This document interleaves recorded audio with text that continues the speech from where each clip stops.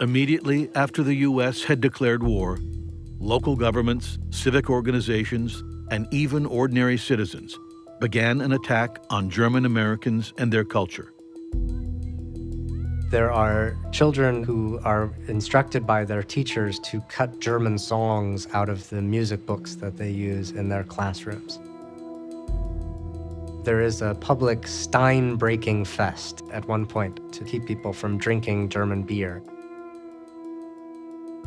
There's even in one town in Ohio a really gruesome slaughter of German dog breeds. But it's important not to let these ridiculous stories to overshadow what is really a wholesale destruction of an ethnic culture in the United States.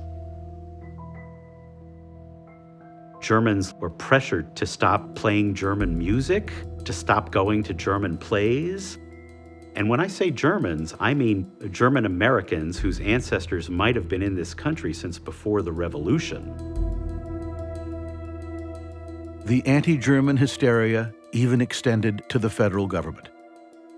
The CPI published an article with tips on how to identify people who were pro-German. The president issued a decree that made any German living in the United States register as an enemy alien. Almost 500,000 men and women were photographed, fingerprinted, and interrogated about their loyalty to the United States. The program was administered by a 22-year-old member of the Department of Justice, J. Edgar Hoover. By the fall, a new series of camps capable of housing thousands of people had sprung up in Utah, Georgia, and North Carolina. Not to train new recruits, but to imprison anyone that the government considered a threat to its security.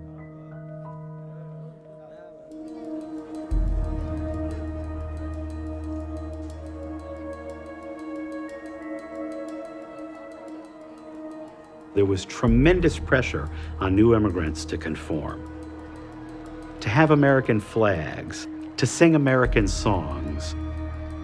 We welcomed you here. Now you're here, you're with us, and you're only with us.